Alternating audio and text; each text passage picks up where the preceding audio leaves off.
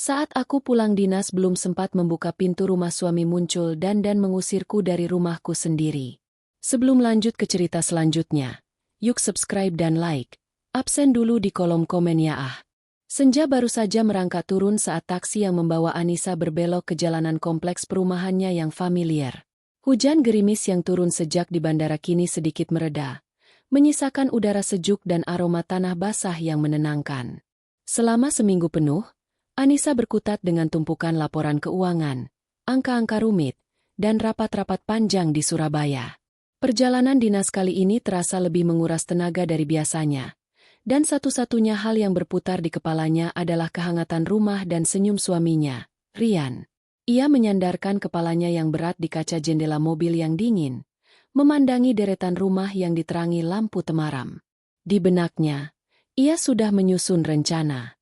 Mandi air hangat, menikmati teh melati kesukaannya, lalu meringkuk di pelukan Rian sambil menceritakan segala keluh kesahnya. Ia bahkan sudah membelikan Rian sebuah jam tangan edisi terbatas yang sudah lama diincarnya, terbungkus rapi di dalam tas jinjingnya. Sebuah hadiah kecil untuk menebus waktu yang hilang. Sudah sampai, Bu. Suara supir taksi membuyarkan lamunannya. Anissa tersenyum. Terima kasih, Pak. Di depannya, rumah bercat putih gading itu berdiri anggun. Taman kecil yang ia rawat dengan susah payah sebelum berangkat tampak sedikit basah oleh hujan, tetapi bunga-bunga mawarnya masih mekar dengan indah. Ada perasaan lega yang luar biasa membanjiri hatinya. Inilah istananya, tempatnya melepas lelah, benteng dari kerasnya dunia luar. Setelah membayar ongkos taksi dan menurunkan kopernya, Anissa melangkah dengan sedikit tergesa menuju pintu depan. Lampu teras padam, dan seluruh rumah tampak gelap dari luar. Mungkin Rian ketiduran di sofa sambil menonton televisi, pikirnya mencoba positif. Suaminya itu memang sering begitu jika terlalu lelah. Dengan senyum kecil, ia merogoh kunci dari dalam tasnya. Namun, sebelum ujung kunci menyentuh lubang, pintu itu tiba-tiba terbuka dari dalam. Sesosok tubuh tegap berdiri di ambang pintu, menghalangi cahaya remang-remang dari dalam. Itu Rian. Tapi, bukan senyum hangat yang menyambutnya. Wajah suaminya itu datar, dingin, dan tatapan matanya tajam menusuk, seolah ia sedang menatap orang asing yang paling dibencinya. Anissa tertegun, senyumnya perlahan memudar. Mas, kamu kenapa? Tanya Anissa pelan, mencoba menyembunyikan kebingungannya. Ia melangkah maju, hendak memeluk suaminya, tetapi Rian mengangkat sebelah tangannya, menghentikannya. Jangan sentuh aku, desis Rian. Suaranya serak dan penuh kebencian. Jantung Anissa serasa berhenti berdetak. Mas, ada apa ini? Aku baru pulang. Rian tertawa sinis. Sebuah tawa yang terdengar mengerikan di telinga Anissa. Pulang? Ini bukan lagi rumahmu. Dunia Anissa seakan runtuh dalam sekejap. Kata-kata itu diucapkan oleh pria yang paling dicintainya. Terasa seperti belati tak kasat mata yang merobek hatinya. Apa? Apa maksudmu, Mas? Jangan bercanda. Aku tidak bercanda, sahut Rian. Nadanya semakin tinggi dan kejam. Matanya menatap Anissa dari atas ke bawah dengan tatapan merendahkan. Rumah ini, beserta seluruh isinya, sekarang milikku. Semuanya sudah sah atas namaku. Anissa menggelengkan kepalanya kuat-kuat, menolak untuk percaya. Ini pasti mimpi buruk. Tidak mungkin. Dokumen rumah ini, kita membelinya bersama. Oh, wanita bodoh, ejek Rian. Dan kata-kata itu menghantam Anissa lebih keras dari tamparan manapun. Kau pikir aku sebodoh itu? Semua dokumen yang kau tanda tangani sebelum berangkat dinas, itu bukan dokumen investasi. Itu surat pengalihan aset. Kau menyerahkan semuanya padaku dengan sukarela. Napas Anissa tercekat. Ia teringat hari itu, saat Rian dengan terburu-buru menyodorkan setumpuk map, mengatakan itu adalah peluang investasi properti yang tidak boleh dilewatkan. Ia percaya. Tanpa keraguan sedikit pun, ia membubuhkan tanda tangannya, karena ia percaya pada suaminya. Kebodohan. Ternyata Rian benar. Ia memang bodoh. Pergi dari sini. lanjut Rian dengan nada perintah. Pergi saja kau, wanita bodoh. Tepat saat itu, sesosok wanita paruh baya muncul dari kegelapan di belakang Rian. Ibu mertuanya. Wajahnya dihiasi senyum kemenangan yang bengis. Tanpa sepatah kata, wanita itu berjalan ke dalam, lalu kembali sambil menyeret sebuah koper. Koper milik Anissa yang selalu ia gunakan untuk bepergian. Ini barang-barangmu, pelacur, teriak ibu mertuanya. Suaranya melengking penuh kebencian. Dengan sekuat tenaga, ia melemparkan koper itu ke arah Anissa. Bra! Koper itu menghantam paving blok yang basah. Kuncinya terlepas, dan sebagian isinya tumpah keluar. Pakaian-pakaian yang baru saja ia kemas rapi kini berserakan di tanah yang becek. Sebuah kotak beludru kecil terlempar keluar, terbuka, menampakkan jam tangan yang seharusnya menjadi hadiah untuk Rian. Mata Anissa terpaku pada pemandangan itu, pada hidupnya yang tiba-tiba terburai di hadapannya. Syok, bingung, sakit hati, dan hina. Semua perasaan itu bergejolak menjadi satu, membuatnya tak bisa bergerak, tak bisa bersuara. Pintu rumah dibanting dengan keras di depan wajahnya. Suara kunci yang diputar dari dalam terdengar begitu final, mengunci Anissa di luar dunianya sendiri. Hujan gerimis kembali turun, kali ini lebih deras, seolah langit ikut menangisi nasibnya. Anissa berdiri mematung di sana, di depan pintu yang tertutup rapat itu, basah kuyup oleh air hujan dan air matanya sendiri.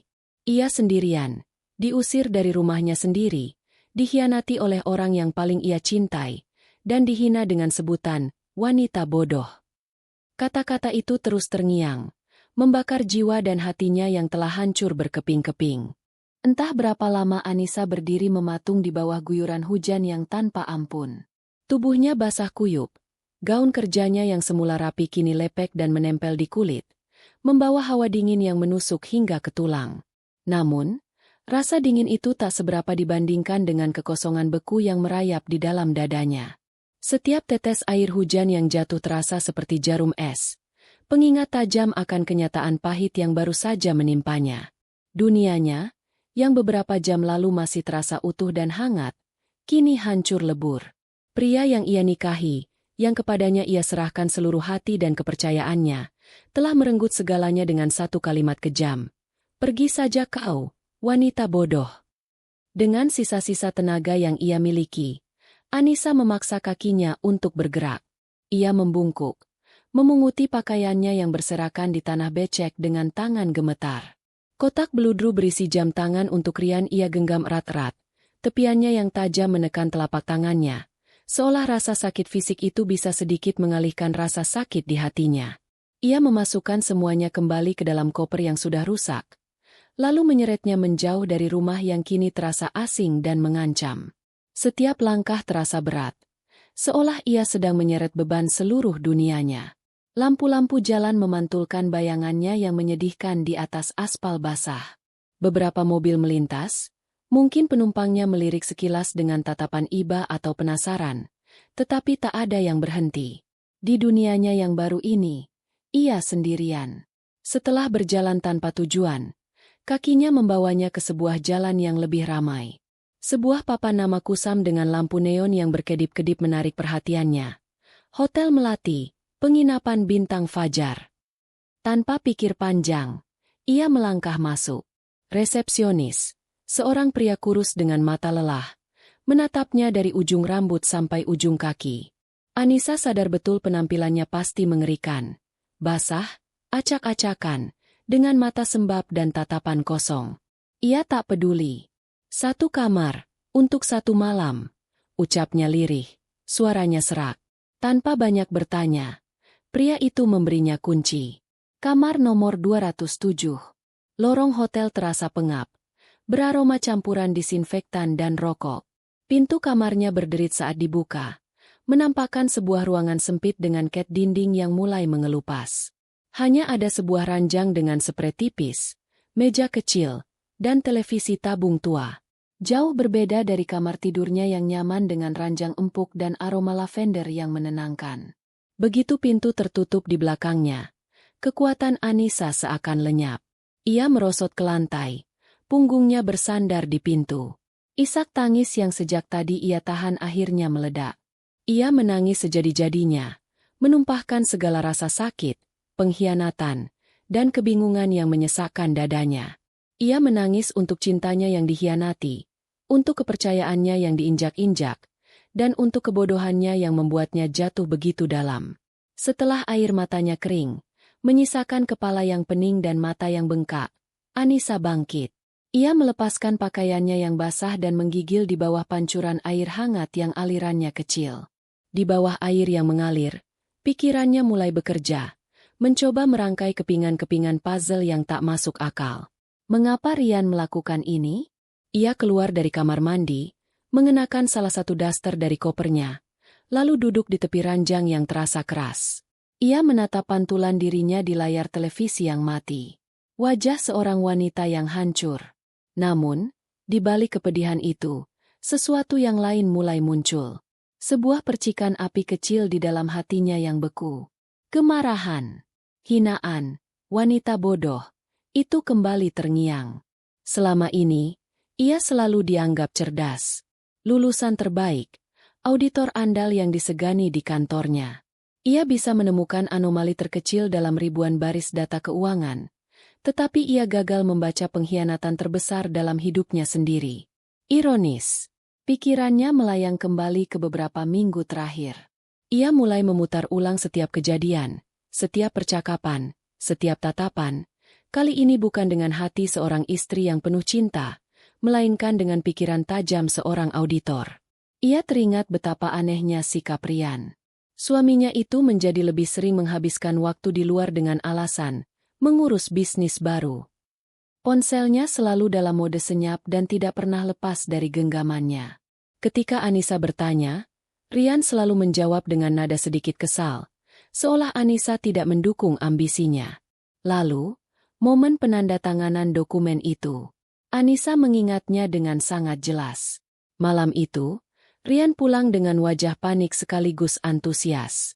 Ia menyodorkan setumpuk map tebal. Sayang, ini kesempatan emas. Proyek properti di Sentul. Kita harus ambil keputusan malam ini juga. Kalau tidak, hangus. Bujuknya dengan nada mendesak.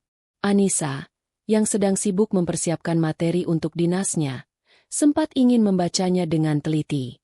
Tetapi Rian terus mendesaknya. Sudah, percaya saja sama aku. Ini untuk masa depan kita, katanya sambil memijat lembut bahu Anissa, menunjuk bagian mana saja yang harus ia tanda tangani. Dan Anissa, yang dibutakan oleh cinta dan kelelahan, menurutinya begitu saja. Ia memejamkan mata, mengutuk dirinya sendiri. Bagaimana bisa ia begitu ceroboh? Tanda-tanda itu ada di sana, tersembunyi di depan mata.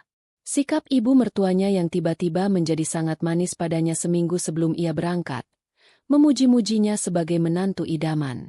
Sebuah topeng sandiwara yang sempurna. Ini bukan keputusan impulsif.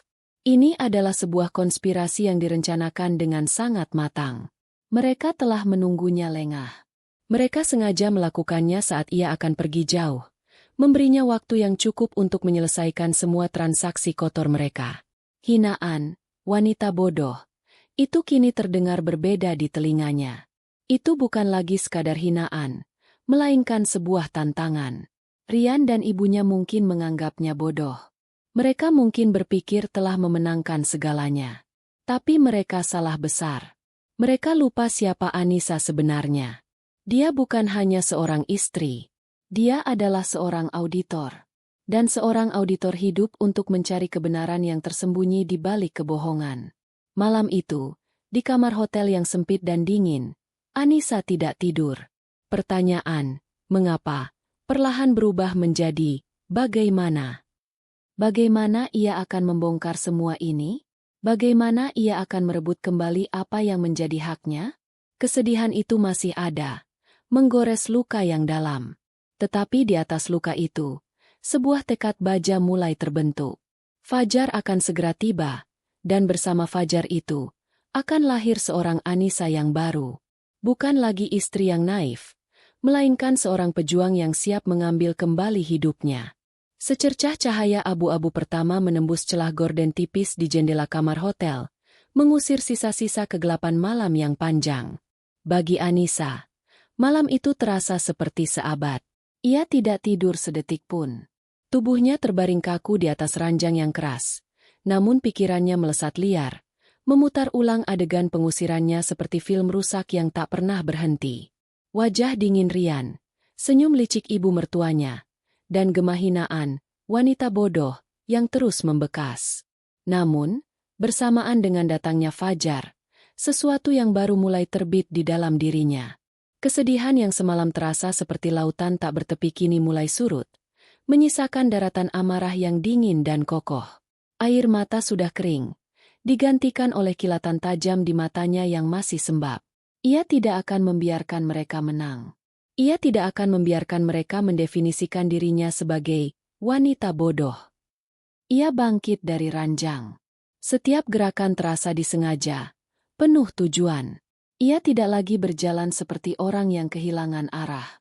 Ia berjalan menuju meja kecil di sudut ruangan, tempat laptop kerjanya tergeletak di samping koper yang rusak. Benda itu adalah perpanjangan dari otaknya, senjatanya di dunia korporat yang penuh intrik. Hari ini, medan perangnya adalah hidupnya sendiri. Dengan napas yang teratur, Anissa membuka laptopnya. Suara startup yang familiar terdengar seperti musik penyemangat di telinganya. Di kamar hotel yang asing dan menyedihkan ini, layar yang menyala itu adalah satu-satunya hal yang terasa seperti rumah, seperti dirinya yang sesungguhnya. Jari-jarinya yang lentik menari di atas keyboard, bukan dengan gemetar, melainkan dengan ketepatan seorang profesional yang siap bekerja. Ia mengabaikan rasa perih di perutnya yang kosong sejak kemarin. Prioritasnya bukan lagi makan atau minum. Prioritasnya adalah informasi. Seperti yang selalu ia lakukan di awal setiap audit, ia mulai dengan mengumpulkan semua data yang tersedia. Langkah pertama, membuka akses internet banking. Ia memeriksa riwayat transaksi rekening bersama mereka selama 3 bulan terakhir. Matanya bergerak cepat, memindai setiap baris angka, setiap deskripsi transfer. Awalnya semua tampak normal, tagihan kartu kredit, cicilan mobil, belanja bulanan. Namun, ia tidak mencari yang normal. Ia mencari anomali. Lalu ia menemukannya. 3 minggu yang lalu, ada penarikan dana dalam jumlah yang sangat besar, hampir 300 juta rupiah. Deskripsinya hanya tertulis, pelunasan investasi properti Sentul. Jantungnya berdebar kencang. Ini pasti ada hubungannya dengan dokumen yang ia tanda tangani. Tetapi dana itu ditarik tunai, bukan ditransfer ke rekening pengembang. Sebuah bendera merah besar berkibar di benaknya. Penarikan tunai dalam jumlah sebesar itu selalu mencurigakan. Sebuah cara klasik untuk memutus jejak aliran dana. Langkah kedua, membuka arsip email. Ia menggunakan fungsi pencarian, mengetikkan kata kunci, investasi, Sentul, dokumen, akta. Puluhan email muncul, tetapi kebanyakan adalah promosi dari agen properti. Tak ada satupun email dari Rian yang membahas detail proyek itu. Suaminya itu sangat lihai. Semua diskusi krusial mereka lakukan secara lisan, tidak meninggalkan jejak digital apapun yang bisa memberatkannya. Anissa menggigit bibirnya, menahan frustrasi. Rian mengenalnya dengan baik. Dia tahu bagaimana Anissa bekerja, bagaimana Anissa berpikir. Dia sengaja menghindari semua hal yang bisa Anissa lacak. Tapi Anissa tidak menyerah. Ia mengubah strategi. Ia tidak lagi mencari bukti yang gamblang, melainkan potongan-potongan informasi yang bisa ia rangkai. Ia mulai memeriksa riwayat chat mereka, menggulir jauh ke belakang.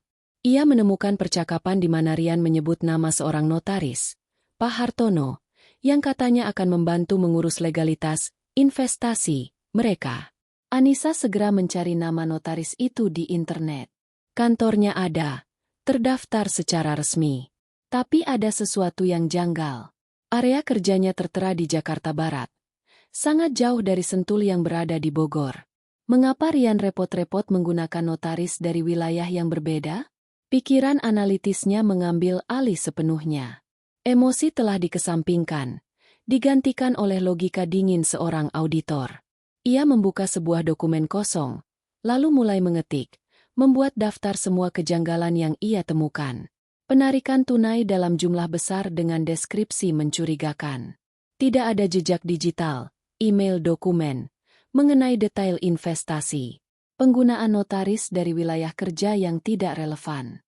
Sikap manis ibu mertua yang mendadak sebelum keberangkatan dinas. Ketergesa-gesaan Rian saat memintanya menandatangani dokumen.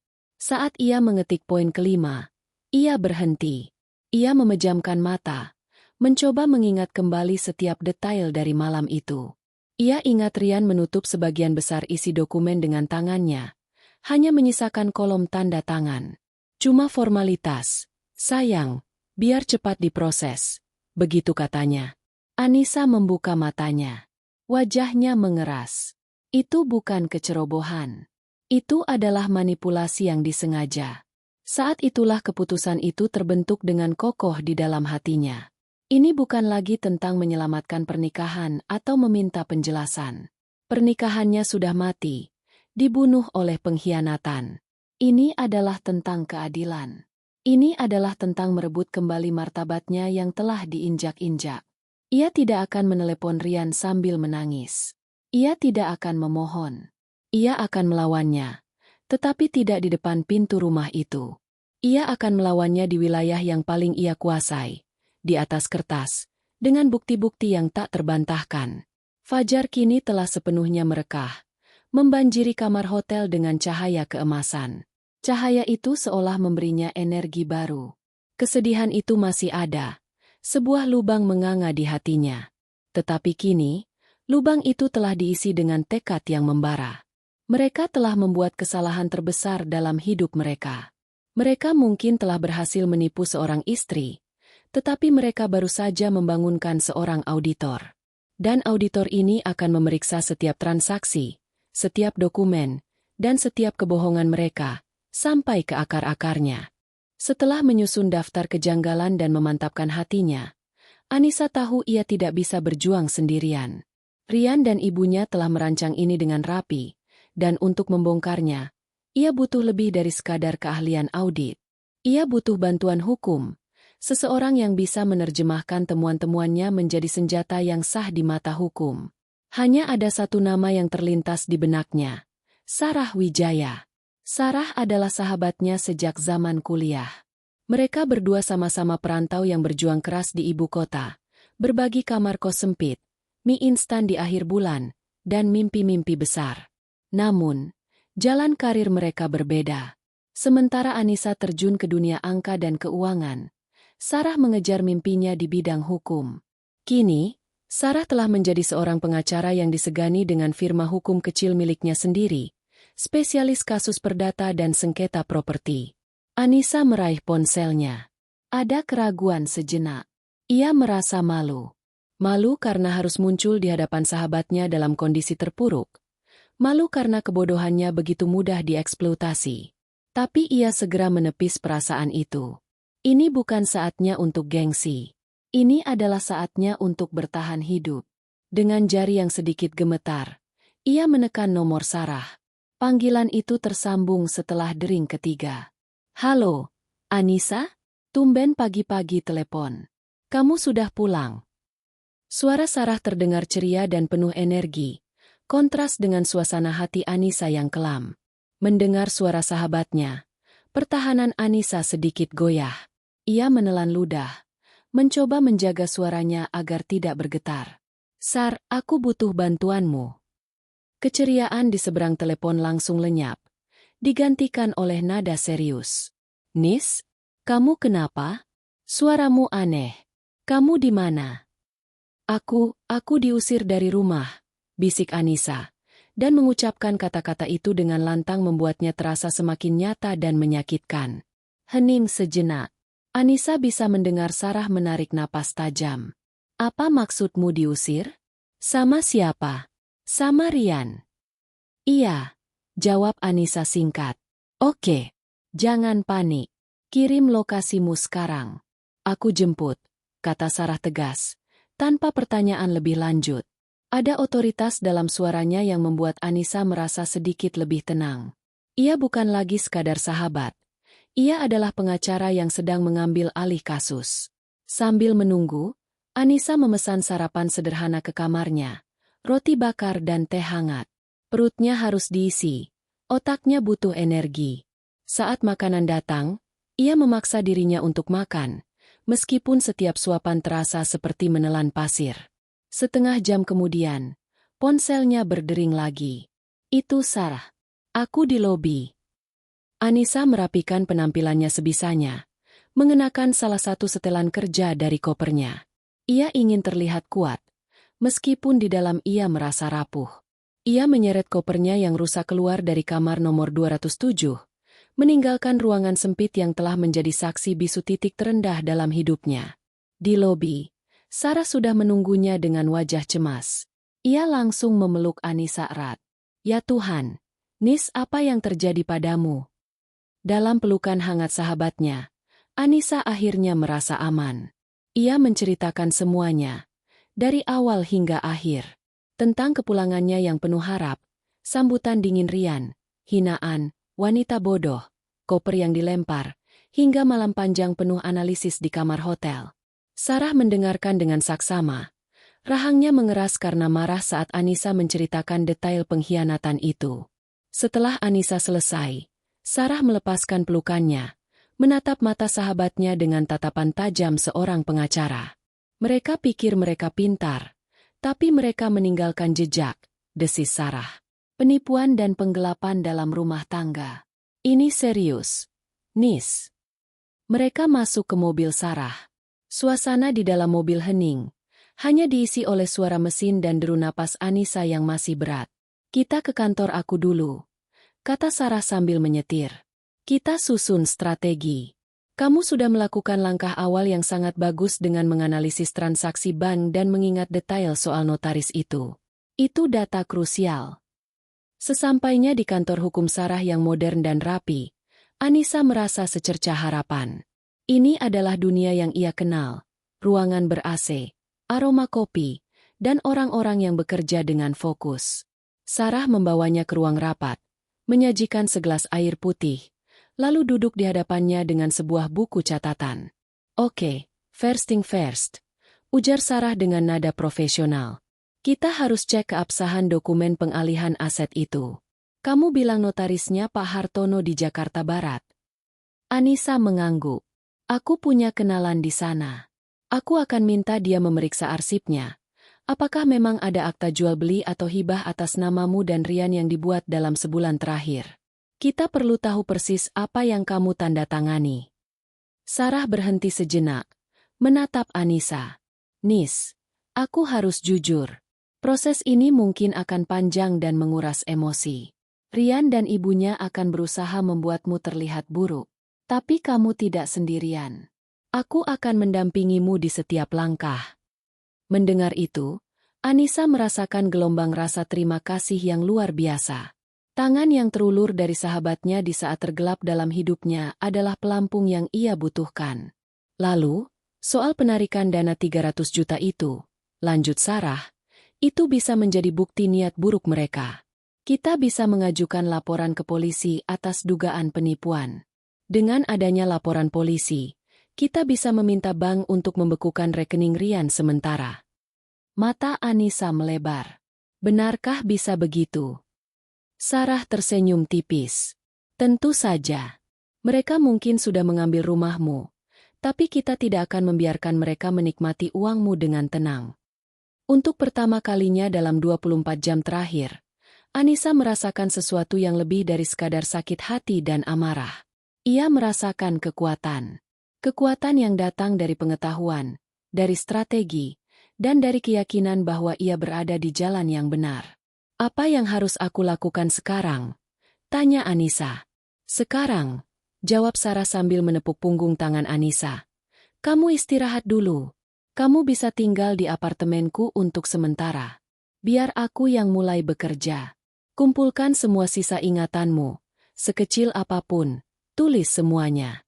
Nama, tanggal, percakapan. Besok, kita akan mulai bergerak. Malam itu, Anissa tidak bisa tidur nyenyak.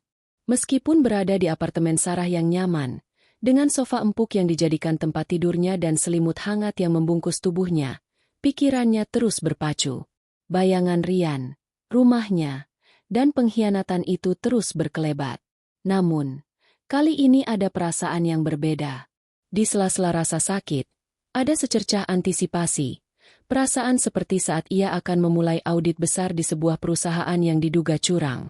Ada ketegangan, tetapi juga ada adrenalin yang memompa semangatnya untuk menemukan kebenaran. Keesokan paginya, aroma kopi pekat membangunkan Anissa.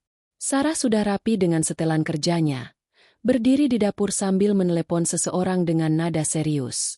Anissa bangkit dan mendekat, mencoba menangkap percakapan itu. Iya, tolong dicek secepatnya ya, Bang.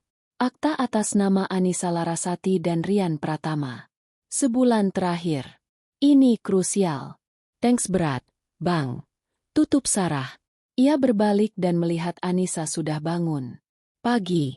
Sapanya dengan senyum tipis. Itu tadi rekanku di asosiasi notaris. Aku sudah minta tolong dia untuk memeriksa arsip di kantor Hartono. Seharusnya siang ini kita sudah dapat kabar. Terima kasih, Sar. Ucap Anissa tulus.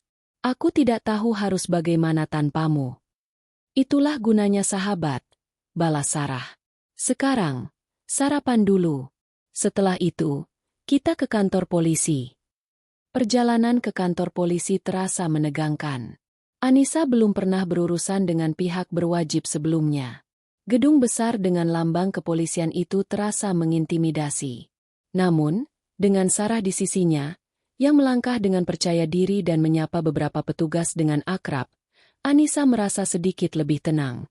Mereka diarahkan ke unit reserse kriminal, bertemu dengan seorang inspektur bernama Baskoro, pria parubaya dengan tatapan tajam namun sikapnya tenang.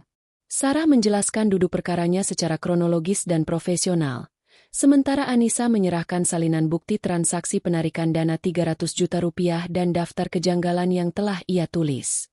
Inspektur Baskoro mendengarkan dengan saksama, sesekali mengangguk dan mencatat. Penipuan dalam rumah tangga, gumamnya. Ini sering terjadi, Bu. Modusnya macam-macam. Yang paling sulit adalah membuktikan niat jahatnya, apalagi jika ada dokumen yang ditandatangani secara sadar. Hati Anissa mencelos mendengarnya. Tapi, lanjut sang inspektur, matanya kini menatap Anissa. Ibu punya kelebihan. Latar belakang ibu sebagai auditor akan sangat membantu.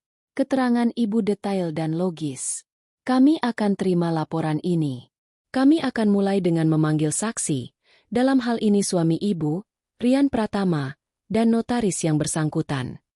Membuat laporan resmi di kantor polisi memakan waktu hampir 3 jam.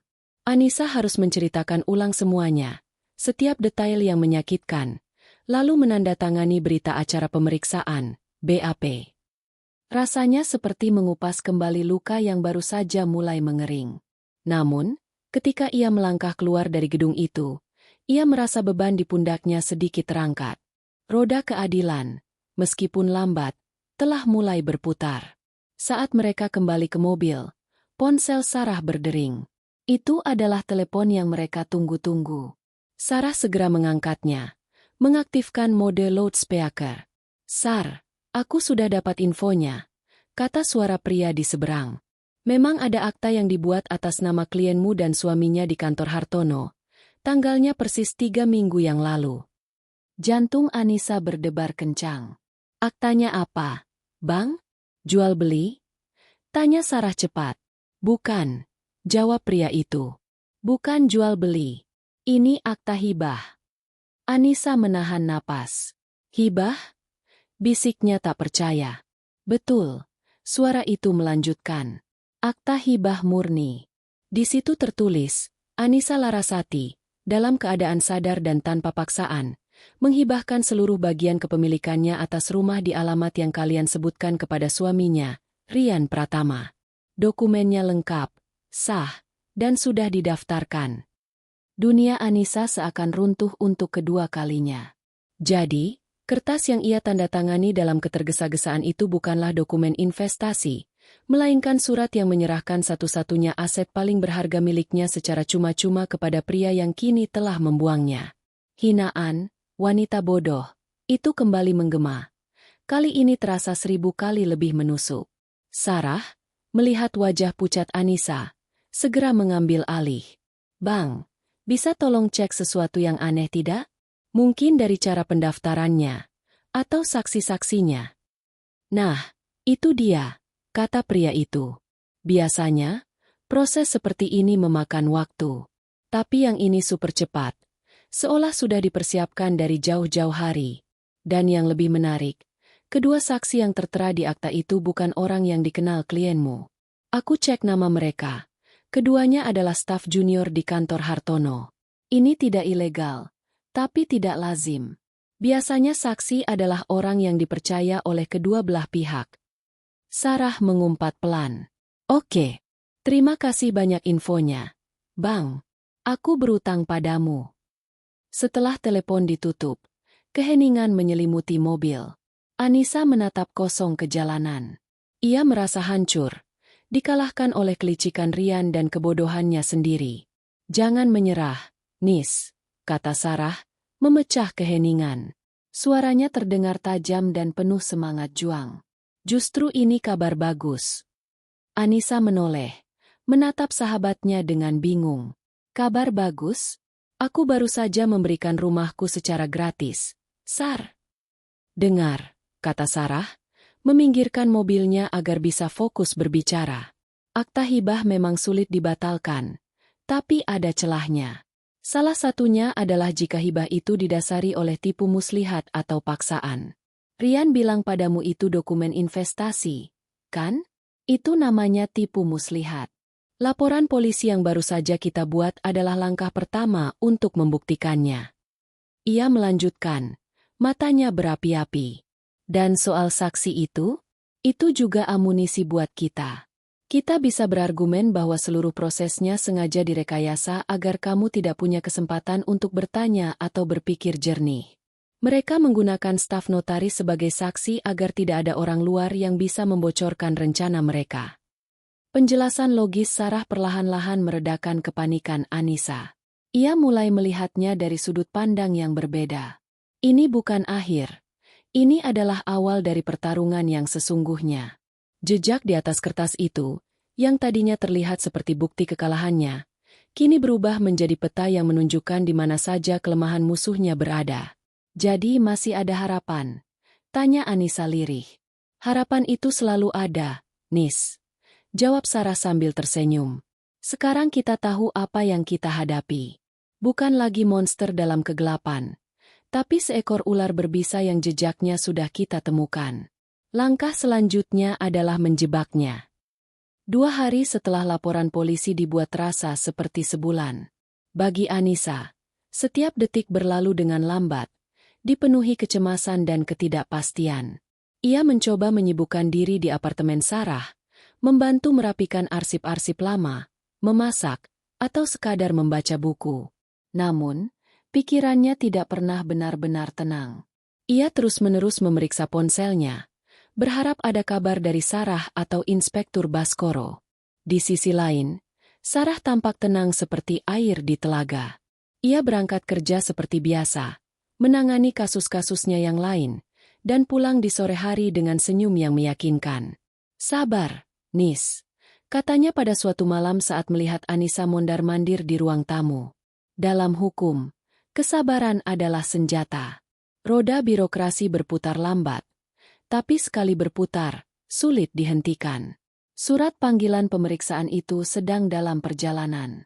Anggap saja seperti kita sedang mengirim undangan ke pesta kejutan mereka. Dan akhirnya, pada hari ketiga, undangan itu sampai di tujuan. Sarah mendapat telepon dari Inspektur Baskoro. Surat panggilan sudah diterima langsung oleh subjek, Rian Pratama.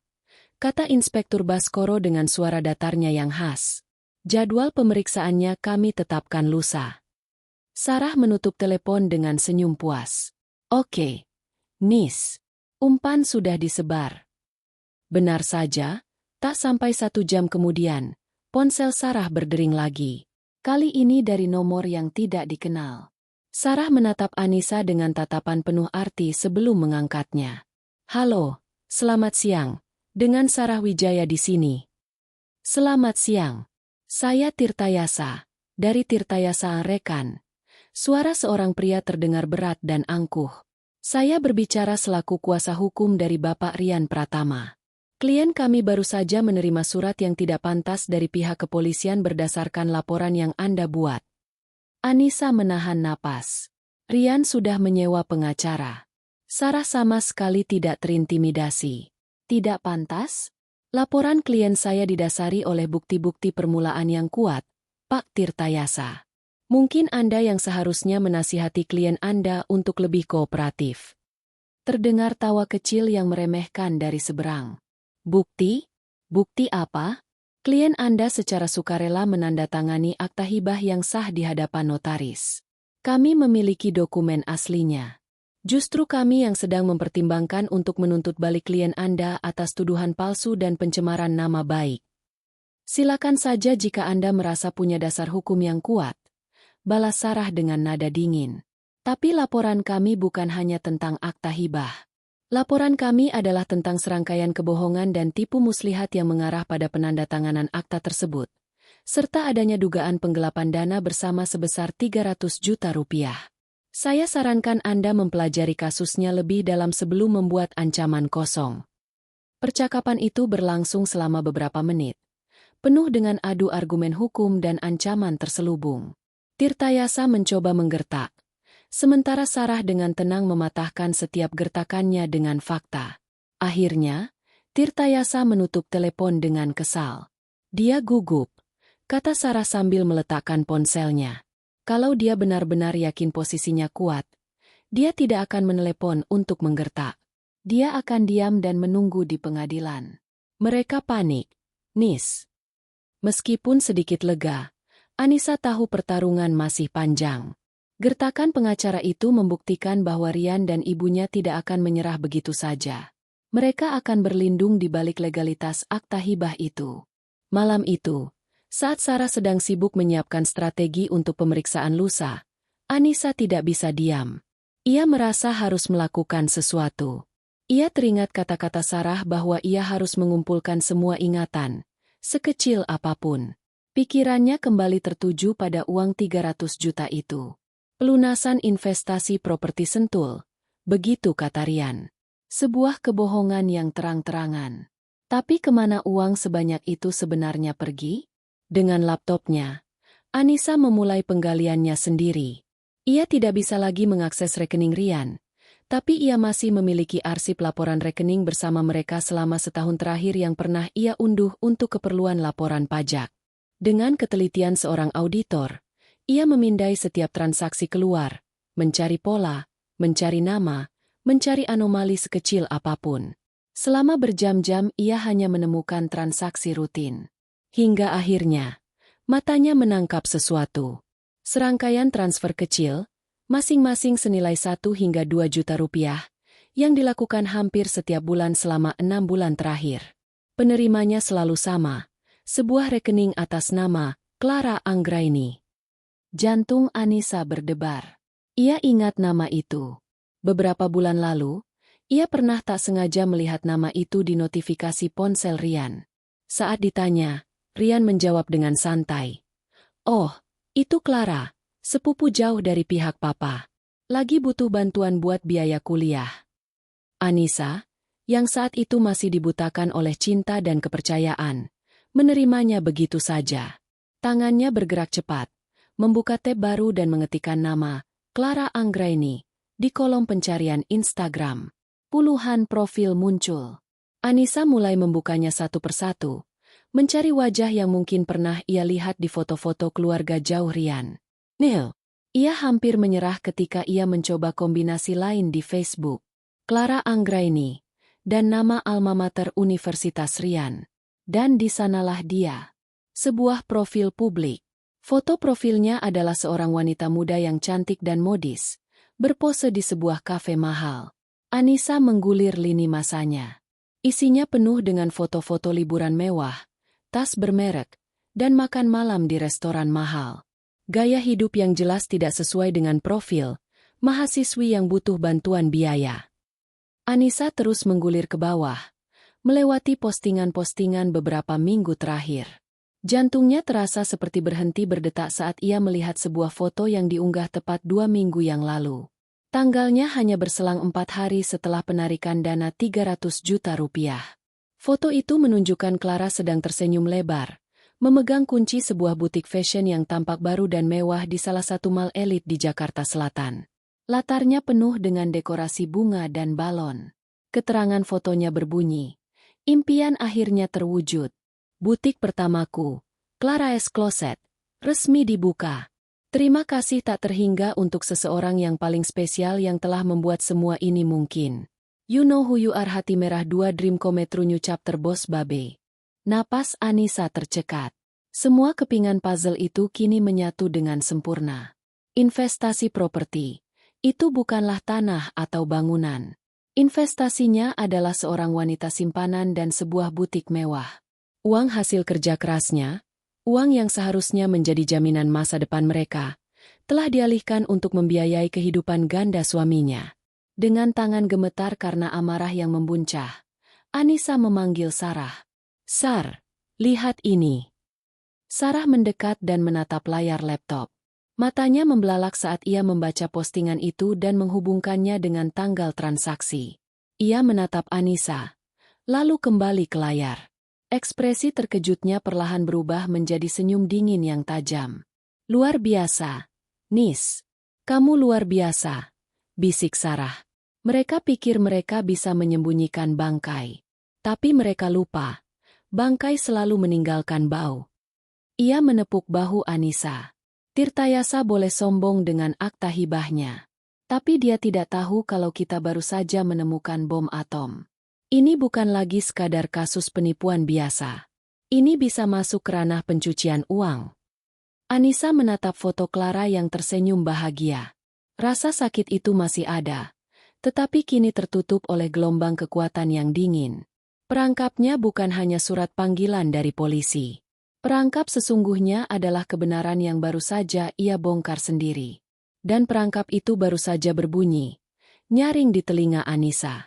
Di rumah yang baru saja mereka rebut, Rian dan ibunya, Lastri, menjalani hari-hari pertama mereka dengan perasaan kemenangan.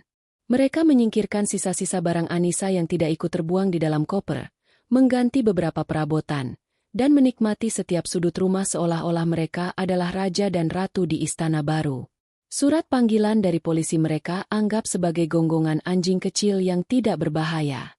"Anak itu mengadu ke polisi? Konyol sekali," cibir Lastri sambil menyeruput tehnya di teras belakang, tempat Anissa dulu biasa merawat taman bunganya. Dia pikir polisi akan percaya omong kosongnya? Kita punya akta hibah yang sah. Dia sendiri yang tanda tangan.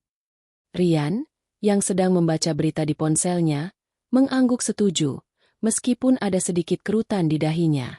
"Pengacaraku, Tirtayasa, juga bilang begitu, Bu. Kasus ini lemah sekali. Paling-paling Anissa hanya akan mempermalukan dirinya sendiri."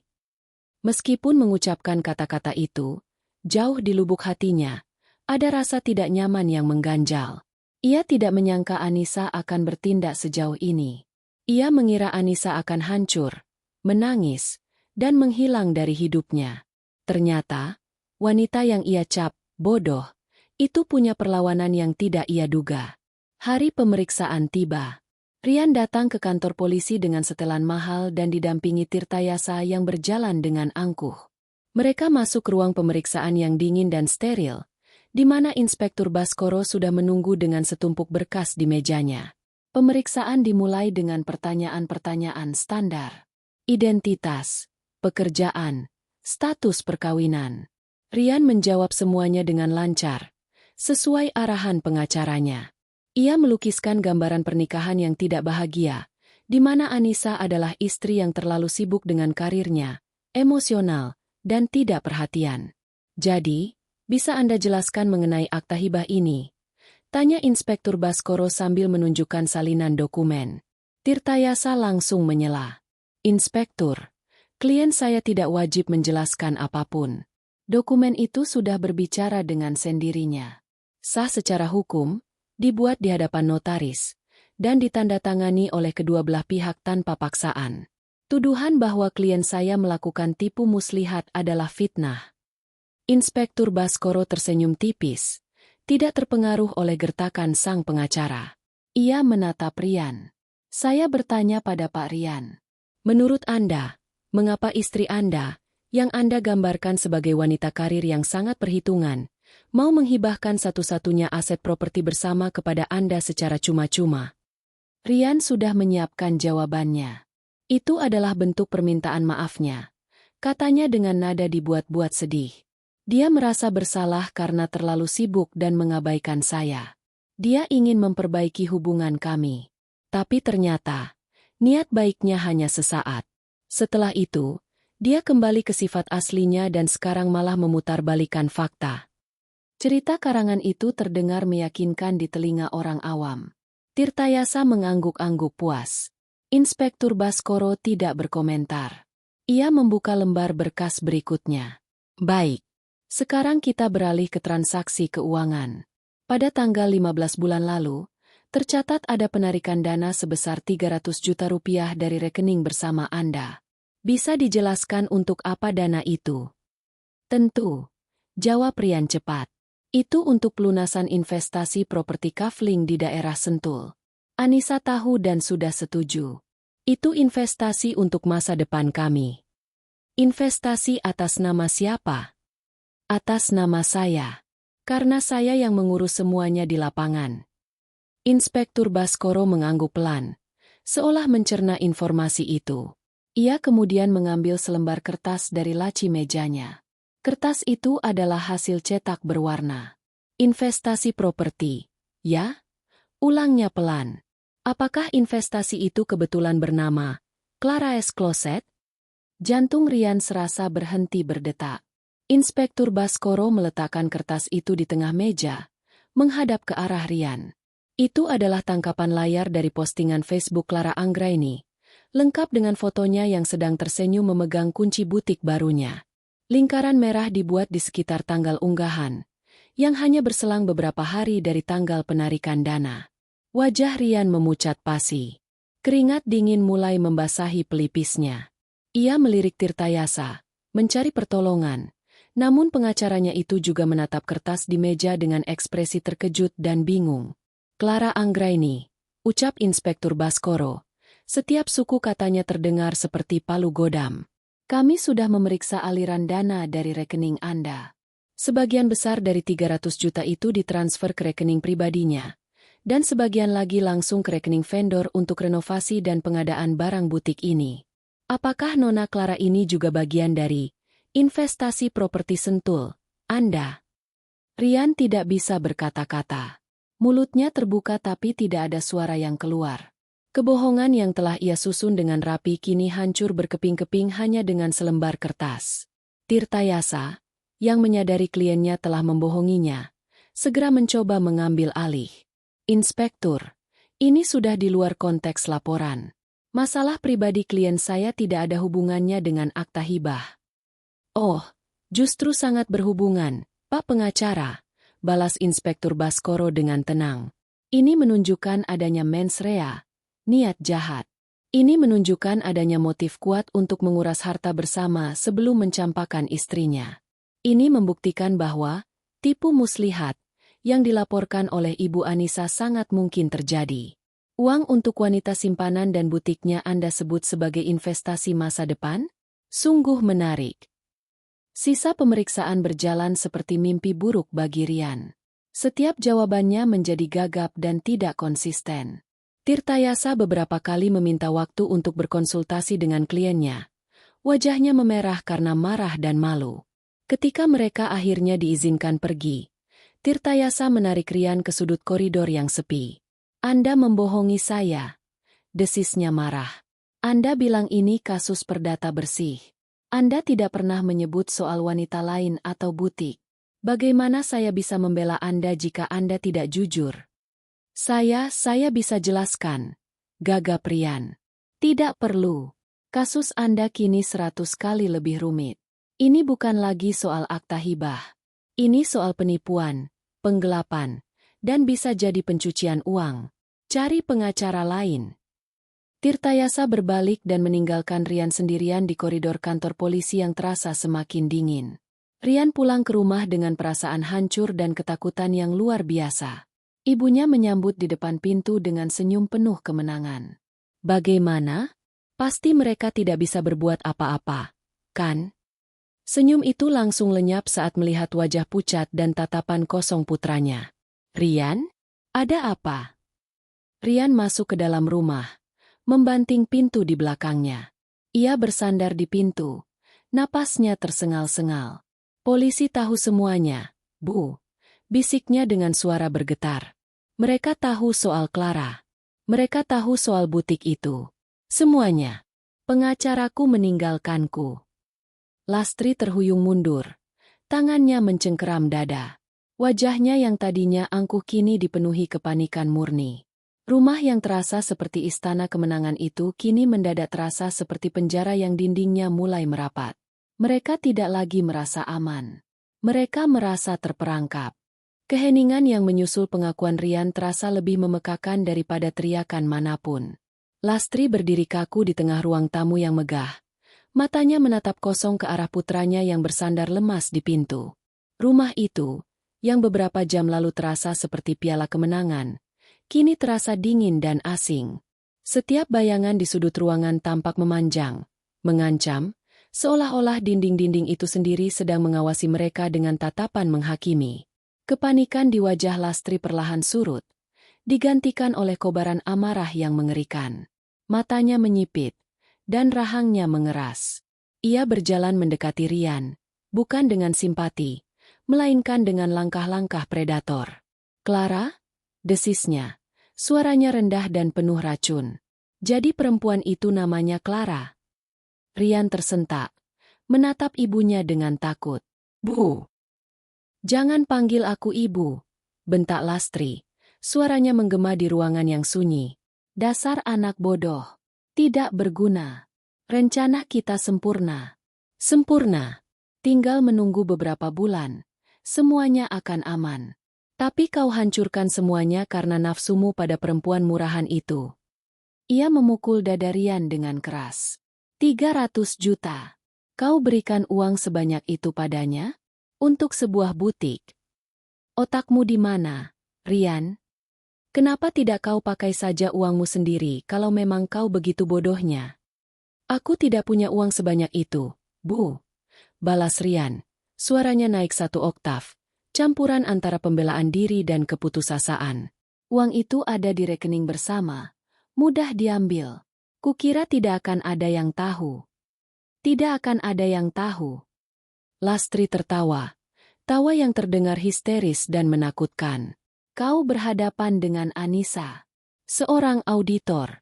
Kau pikir dia tidak akan melacak setiap sen yang hilang? Kau meremehkannya sejak awal, dan sekarang kita yang harus menanggung akibatnya. Kata-kata Lastri menusuk Rian lebih tajam dari pisau. Ibunya benar. Ia telah dibutakan oleh keserakahan dan nafsunya pada Clara.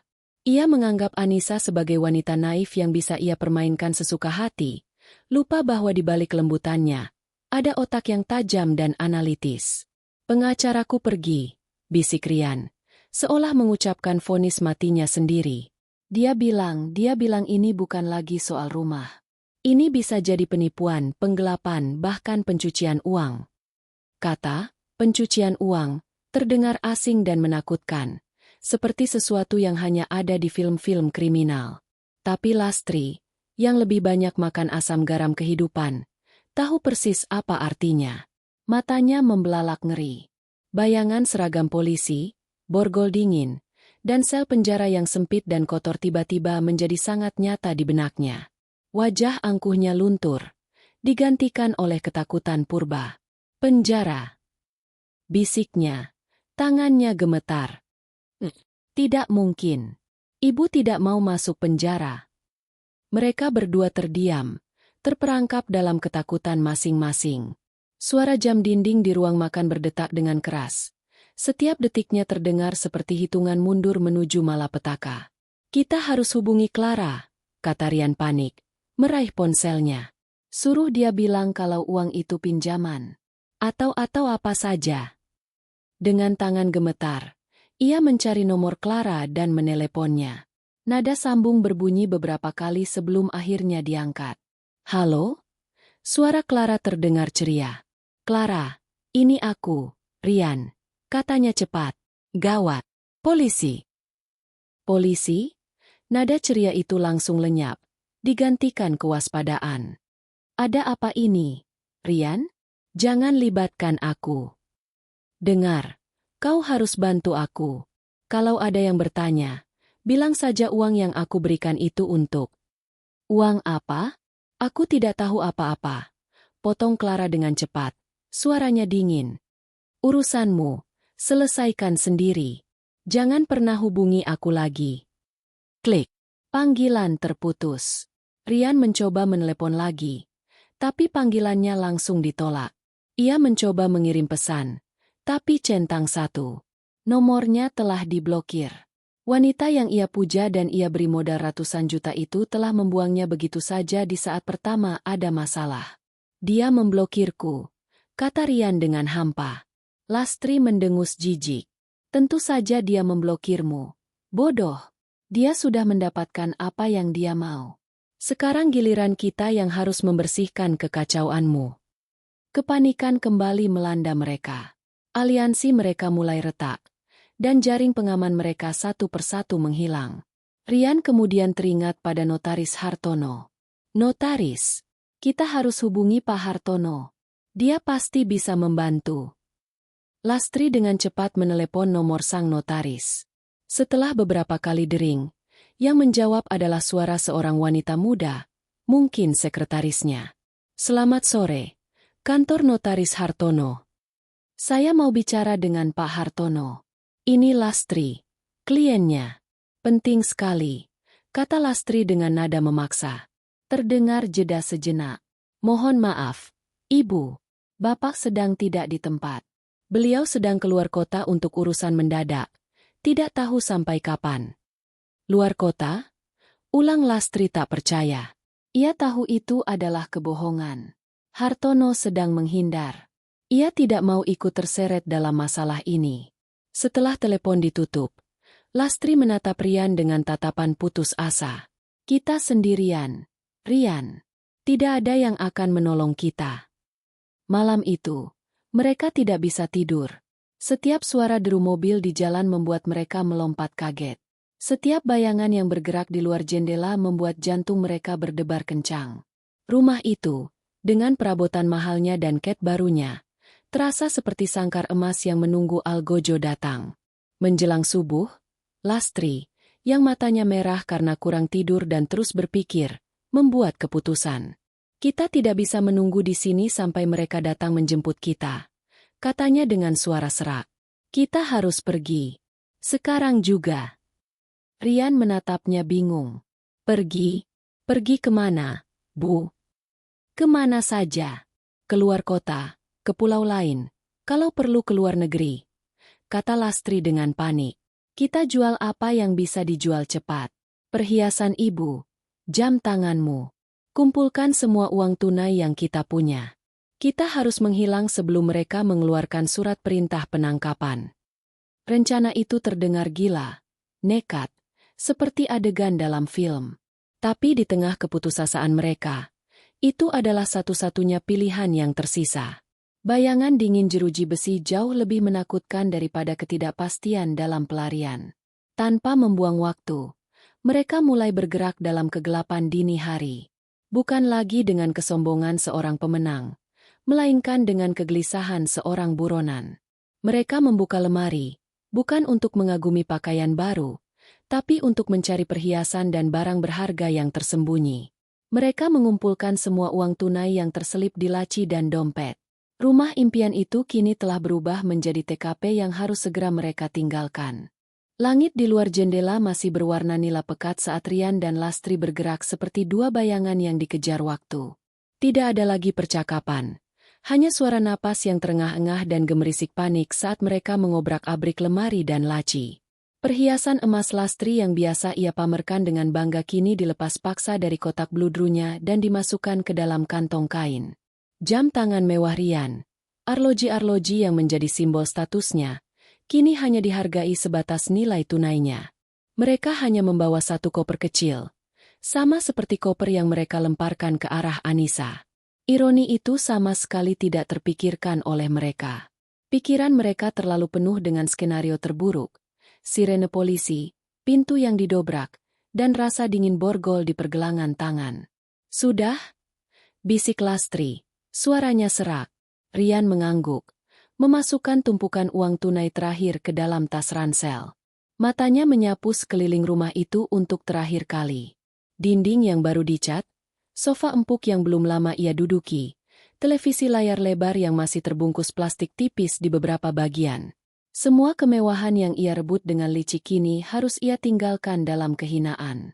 Rumah kemenangan itu telah menjadi saksi bisu kejatuhan mereka. Mereka keluar melalui pintu belakang, menyelinap seperti pencuri di properti mereka sendiri. Mobil Rian dinyalakan tanpa suara, lalu meluncur perlahan menyusuri jalanan komplek yang masih tertidur. Setiap lampu jalan yang mereka lewati terasa seperti sorotan lampu pencari. Setiap anjing yang menyalak di kejauhan terdengar seperti alarm bahaya. Mereka tidak berani menoleh ke belakang.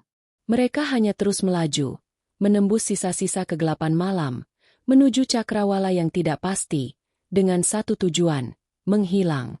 2 hari kemudian, di apartemen Sarah, Anissa merasakan kegelisahan yang semakin menjadi.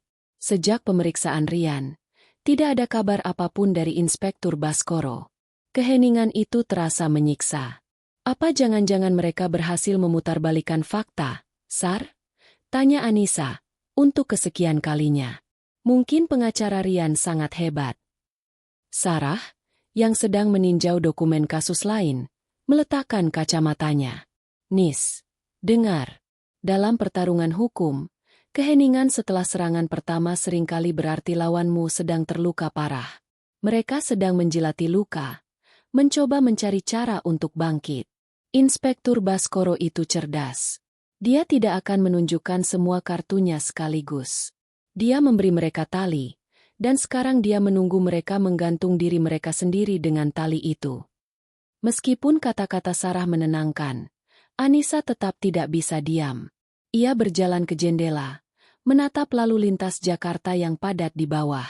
Ia membayangkan Rian dan ibunya, mungkin sedang tertawa di rumahnya, meremehkan laporannya. Tepat saat itu, ponsel Sarah berdering. Nama, Inspektur Baskoro, tertera di layar. Anissa langsung menoleh. Jantungnya berdebar kencang. Halo, Inspektur. Sapa Sarah, mengaktifkan mode pengeras suara. Selamat siang, Bu Sarah. Suara berat Inspektur Baskoro terdengar di ujung sana. Saya ada sedikit perkembangan. Seharusnya hari ini subjek Rian Pratama datang untuk pemeriksaan lanjutan. Tapi dia tidak muncul. Anissa menahan napas. Kami sudah coba hubungi nomornya. Tidak aktif. Lanjut Inspektur. Sesuai prosedur, kami kirimkan petugas ke alamat rumahnya untuk menyampaikan panggilan kedua. Tapi tidak ada jawaban. Rumahnya tampak kosong dan terkunci. Kosong? Ulang Sarah. Alisnya terangkat. Betul. Petugas kami sudah bertanya pada tetangga sekitar. Mereka bilang tidak melihat mobil atau penghuni rumah sejak kemarin pagi. Apa Ibu Anissa punya informasi kemana kira-kira mereka pergi? Rumah kerabat mungkin. Anissa menggelengkan kepalanya. Meskipun Inspektur Baskoro tidak bisa melihatnya. Saya tidak tahu, Pak. Setahu saya, kerabat dekat mereka semua di luar kota. Dan hubungan mereka tidak terlalu baik. Terdengar jeda sejenak. Baiklah, kami belum bisa melakukan tindakan paksa sebelum surat panggilannya resmi tidak diindahkan dalam batas waktu tertentu. Tapi situasinya memang mencurigakan. Bu Sarah, Bu Anissa, apakah kalian ada waktu? Mungkin kita bisa coba lihat ke sana bersama. Kadang, pemilik rumah punya firasat yang tidak dimiliki orang lain. Setengah jam kemudian, mobil Sarah memasuki komplek perumahan yang familiar bagi Anissa. Jantungnya berdegup semakin kencang saat ia melihat deretan rumah yang dulu menjadi bagian dari kesehariannya. Dan di sana, di ujung jalan, berdiri rumahnya. Tampak sunyi dan senyap, seolah tak berpenghuni. 2 orang polisi berseragam sudah menunggu di depan gerbang. Pintunya terkunci. "Bu," lapor salah satu polisi. Anissa maju. "Saya masih punya kunci cadangan," katanya pelan. Tangannya sedikit gemetar saat mengeluarkan sebuah kunci dari dompetnya. Kunci yang selalu ia simpan untuk keadaan darurat. Tidak pernah membayangkan keadaan daruratnya akan seperti ini. Kunci itu masuk ke lubang dengan mudah. Dengan sekali putar, terdengar bunyi klik yang memecah keheningan. Anissa mendorong pintu itu perlahan. Pemandangan di dalamnya membuat semua orang terdiam. Ruang tamu itu berantakan. Beberapa bantal sofa tergeletak di lantai. Sebuah majalah tergeletak terbuka seolah dilempar begitu saja. Anissa melangkah masuk, diikuti oleh Sarah dan polisi. Mereka memeriksa kamar tidur utama. Pintu lemari pakaian terbuka lebar. Isinya tampak diobrak-abrik. Beberapa gantungan baju kosong tergeletak di lantai. Di atas meja rias, kotak-kotak perhiasan terbuka dan kosong. Di kamar Rian, laci meja kerjanya terbuka. Beberapa dokumen tercecer di sekitarnya. Tidak ada tanda-tanda perkelahian atau perampokan. Ini adalah pemandangan orang yang pergi dengan tergesa-gesa. Sangat tergesa-gesa. "Mereka kabur," bisik Sarah. Matanya memindai ruangan dengan tajam. Mereka panik dan kabur. Anissa berjalan ke tengah ruang tamu, tempat di mana 2 hari yang lalu ia diusir dengan hina. Ia masih bisa mengingat dengan jelas wajah sombong Rian dan tatapan penuh kebencian ibu mertuanya. Ia masih bisa merasakan sakitnya saat koper itu dilemparkan ke kakinya. Ia berdiri di sana, di tengah rumahnya yang kini menjadi miliknya kembali. Tapi tidak ada sorak-sorai kemenangan. Tidak ada pesta perayaan. Yang ada hanyalah keheningan yang aneh dan aroma samar dari ketakutan yang tertinggal. Ia menang, tapi lawannya bahkan tidak ada di sana untuk mengakui kekalahan. Mereka lari seperti pengecut. Ia menyentuh sandaran sofa. Jarinya menelusuri kain bludru yang pernah ia pilih bersama Rian. Sebuah kenangan pahit. Ia menatap taman belakang dari jendela. Bunga-bunga yang ia tanam mulai tampak sedikit layu. Kemenangan ini terasa sunyi. Ia mendapatkan kembali rumahnya, asetnya, dan harga dirinya. Tapi ia juga kehilangan sebuah babak dalam hidupnya. Sebuah ilusi tentang cinta dan keluarga yang telah ia bangun dengan tulus. Sarah mendekat dan meletakkan tangan di bahunya. "Kamu berhasil, Nis." Anissa menoleh. Matanya berkaca-kaca. Bukan karena sedih, tapi karena campuran emosi yang rumit. Lega, marah, dan sedikit hampa. "Mereka bahkan tidak berani menghadapiku," bisiknya. "Pengecut memang selalu begitu," kata Sarah lembut. "Tapi lihatlah sekelilingmu. Ini semua milikmu.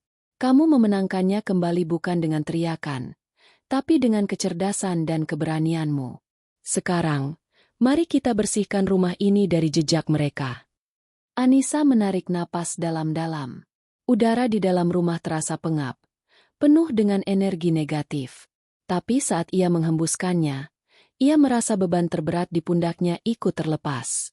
Pertarungan belum sepenuhnya usai. Rian dan Lastri masih harus mempertanggungjawabkan perbuatan mereka secara hukum. Tapi perang untuk merebut kembali hidupnya, perang itu baru saja ia menangkan. 3 bulan telah berlalu. Musim telah berganti, membawa serta udara yang lebih sejuk dan aroma bunga-bunga yang mekar di taman belakang rumah Anissa. Rumah itu tidak lagi terasa kosong atau sunyi. Dinding yang dulu terasa dingin kini memancarkan kehangatan.